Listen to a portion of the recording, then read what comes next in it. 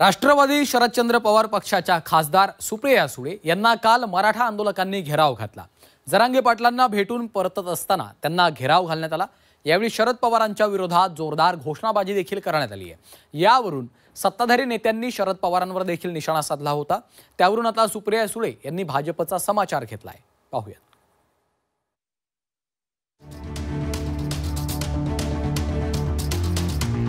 आझाद मैदानावर जरांगेंची भेट घेण्यासाठी गेलेल्या खासदार सुप्रिया सुळेंना आंदोलकांच्या रोषाचा सामना करावा लागलाय।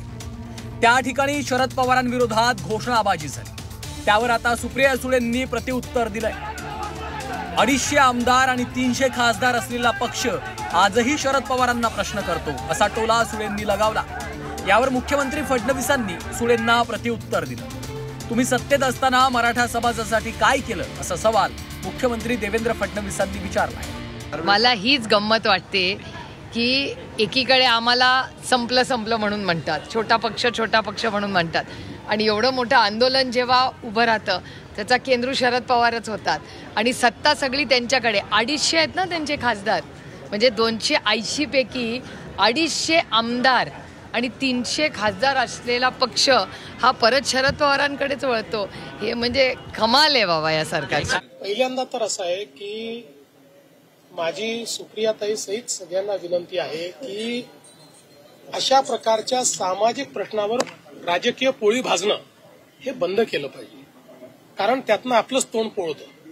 आणि दुसरं महत्वाचं लक्षात ठेवा की खरं तर हा त्यांनी स्वतःला विचारला पाहिजे प्रश्न की मराठा समाजाचे प्रश्न इतके का चिघळले आणि त्याच्यावर सोल्युशन काढलं कोणी? त्यांच्या काळात निघालं का सोल्युशन? काढलं का त्यांनी? उलट मध्ये पुन्हा 2.5 वर्षाचं सरकार होतं त्यावेळी तर एकही निर्णय मराठा समाजाच्या बाजूने त्यांनी घेतले नाहीत। जे निर्णय झाले मी घेतले, शिंदे साहेबांनी घेतले, तर पुन्हा आमचं सरकार त्या ठिकाणी घेत आहे। त्यामुळे मला असं वाटतं की आपली राजकीय पोळी भाजणं त्यांनी बंद केलं पाहिजे। तर जरांगेंच्या आंदोलनात शरद पवारांचा हात असल्याच्या आरोपाचा आमदार शशिकांत शिंदेंनीही चांगलाच समाचार घेतला। हे आरोप सिद्ध करावेत असं आवाहन शशिकांत शिंदेंनी सत्ताधाऱ्यांना दिलंय।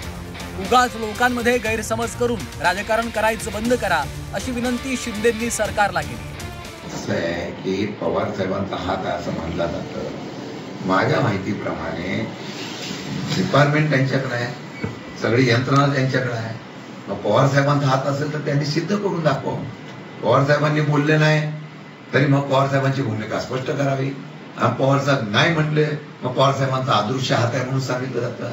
आता याच्या मागे कोणाचा अदृश्य हात आहे का? स्वयंस्फूर्तीने मराठे आले, स्वयंस्फूर्तीने जरांगे पाटील आले। ते एकदा सरकारकडून उगीच ते संभ्रमावस्था ठेवून लोकांमध्ये गैरसमज करून राजकारण करण्यात हे बंद करावं। आज जसा दिवस वाढेल तेवढं वातावरण बिघडत जाईल। माझी हात जोडून विनंती आहे सरकारला, कोणी काय, कोणता पक्ष, कोणाची भूमिका याच्याकडे न बघता या आंदोलनाला गांभीर्याने घ्यावं आणि मार्ग काढण्यासाठी त्यांनी भूमिका स्पष्ट करावी। त्या समितीच्या अहवालाची वाट न बघावी।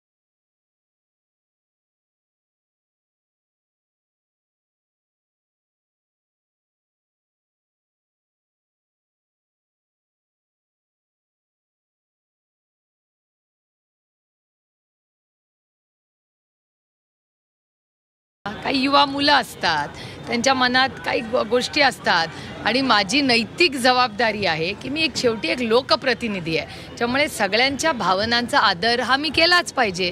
त्यामुळे एखाद्या मुलाच्या काही वेदना असतील तर ते ऐकून घेणं आणि समजून घेणं, आणि नुसतं समजून घेणं नाही, त्याच्यातून मार्ग काढणं ही माझी नैतिक जबाबदारी आहे। त्यामुळे फार काही तिथे झालं नाही आणि एखाद्या मुलांनी हट्ट केला तर त्याच्यात गैर काय? मराठा आंदोलकांनी थेट शरद पवारांवर आरोप केले। त्यावरून आता राजकीय आरोप प्रत्यारोप सुरू झाले। मात्र आरक्षणावर तोडगा कधी आणि कसा निघणार, असा सवाल आता मराठा बांधव विचारतात। ब्युरो रिपोर्ट, झी 24 तास।